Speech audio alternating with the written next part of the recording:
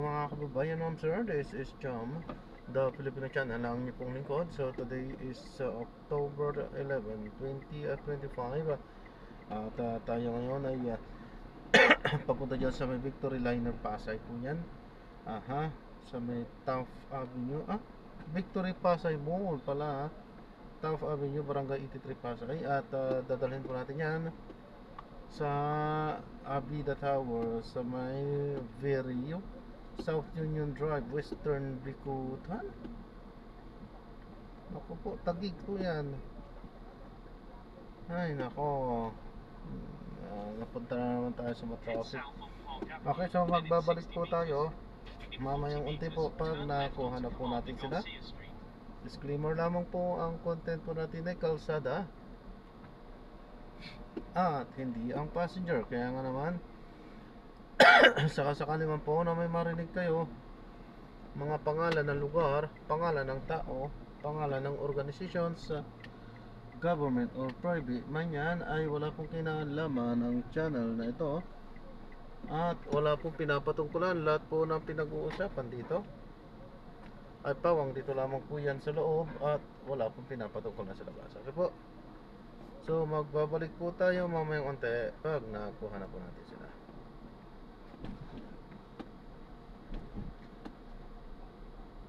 In 80 meters, turn left onto Phelan Weber Street.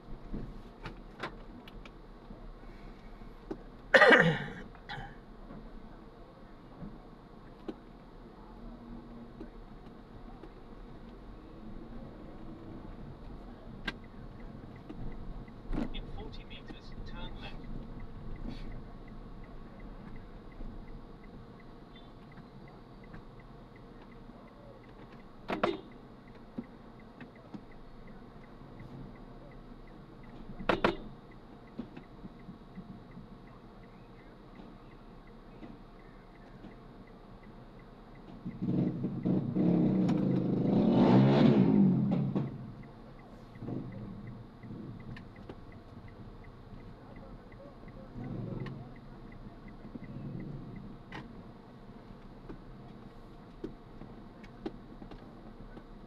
Grabe itong pinagpapadaanan sa atin Sige pa.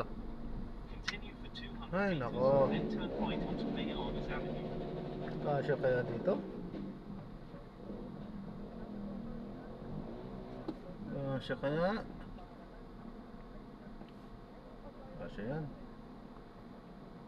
Masyado lang kasing maanong mga tao dito.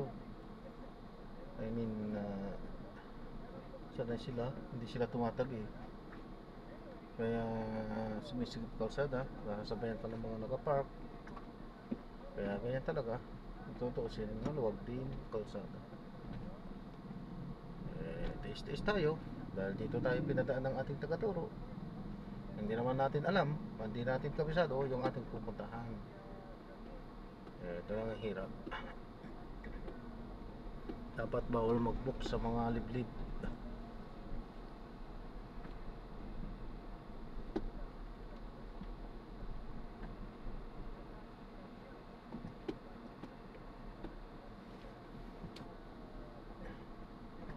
Bawal sanang mag-book sa mga liblib.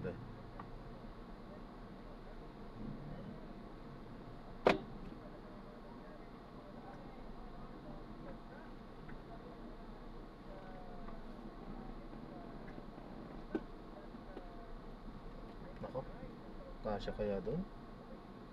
Nako, grabe yata dyan. Hindi yata kasya. Punta tayo dyan.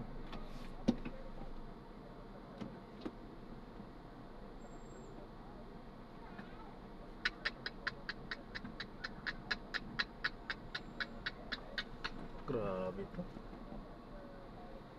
Pinapayagan kasi nilang mag-park dito. Tapos ano pa yung mga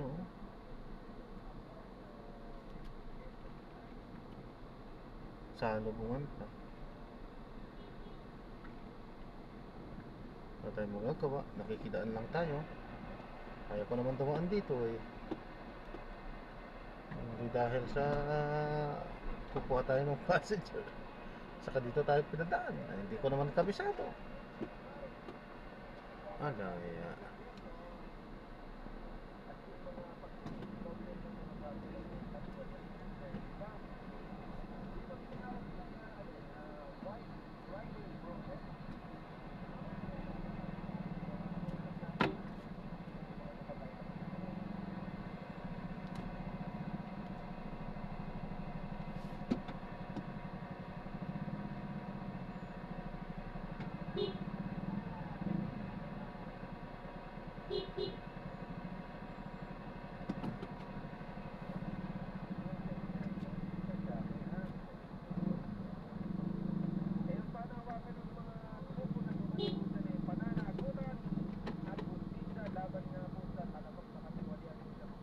In 80 meters, turn right onto Mayanas Avenue.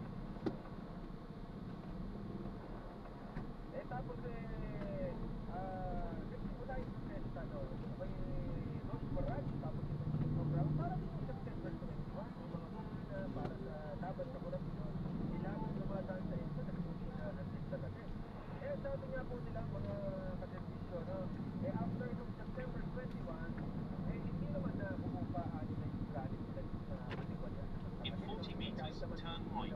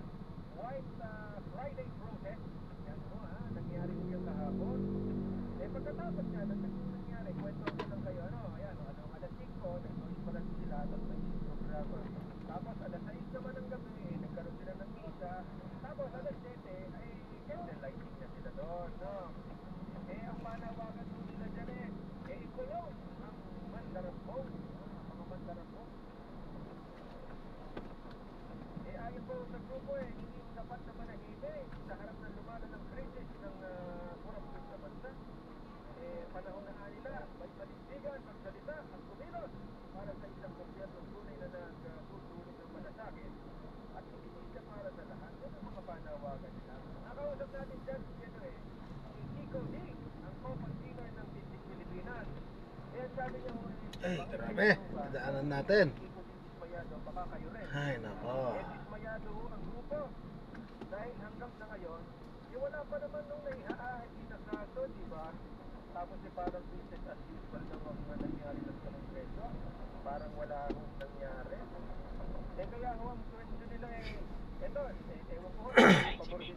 right, then private destination. Yung mga hearing dyan sa ICI o Independent Commission for Infrastructure, abay kung hindi man may sa publiko, sana may regular correspondence yung taong bayan sa pagdinig. Kumbaga kahit paano may mga kaunti-kaunti naman ho tayo malalaman kung kamusta na ho yung pagdinig, hindi ba?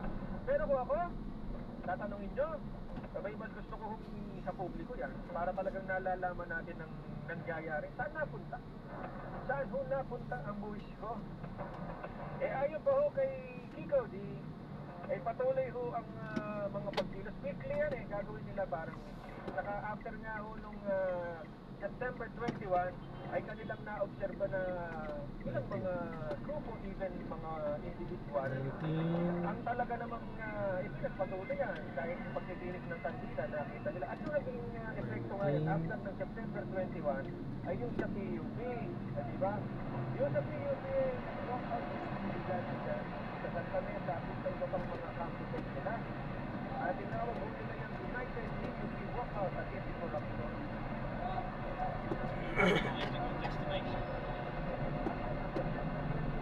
Dito na.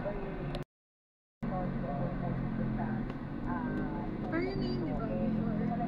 Nasa palay din. Meron din tayo mga information din doon sa ilang mga nahuli po na members nito. So, pinundan po natin yung mga informasyon ngayon at saka nag-transmit natin sila daan po sa peso nila. Iba po mga kapatid na nandito po kami ng ating Kasi yung sa New Zealand, Manila, Angeles, Pampanga.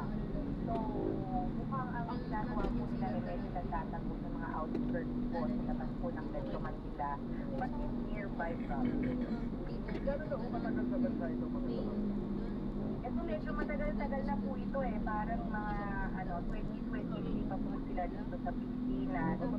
When they arrived, yes, when they arrived po, hindi na po sila nag-extend ng visa. Nagtago na po sila right after they arrived sa Pilipinas. Yun, ika talaga naman kung marami na siguro talaga natin sa Japan. Kung isang dalawang taon na nandito sila, hindi pa lang sa Pilipinas. Kasi baka mamaya sa ibang mga karating bansa na nagtago ng mga to.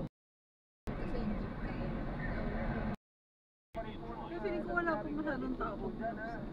Magandang gabi po, sa Ed, Jack Kaparas po, Victoria, welcome po sa program.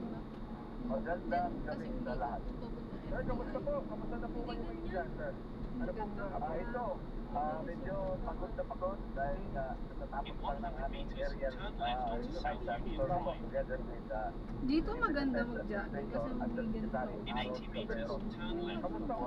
Kung mag-araw kami nag-jogging. Oriental, pati Davao Yun. Kamusta ho, sir? Lamig Yung dito pag area gising. inspection, sir, sa tansa nyo ho, ano ho ang assessment nyo so far?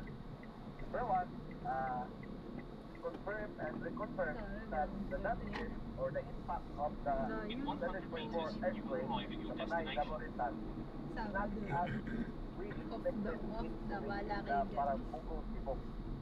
Napakalayo ho ng just equaling years of our You have arrived at your brothers destination. Filipinos Kuyatan ko sa pinasukan ng Pilipinas kotse. o sa abroad na nagwa-worry sa kanilang mga relatives. No?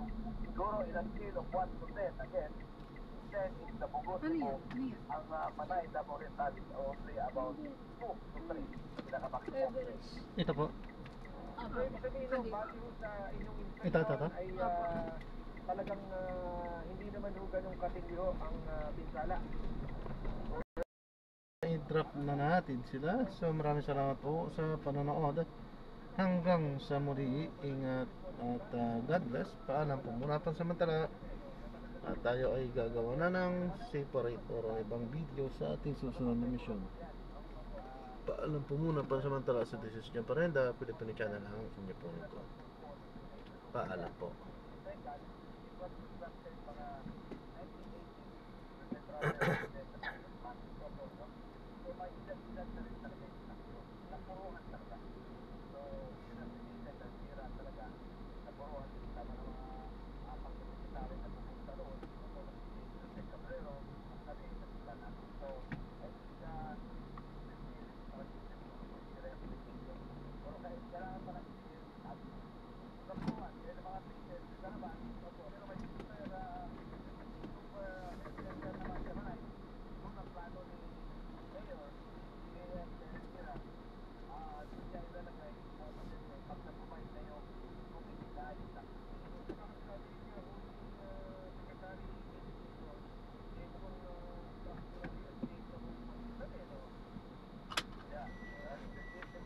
Paalam po.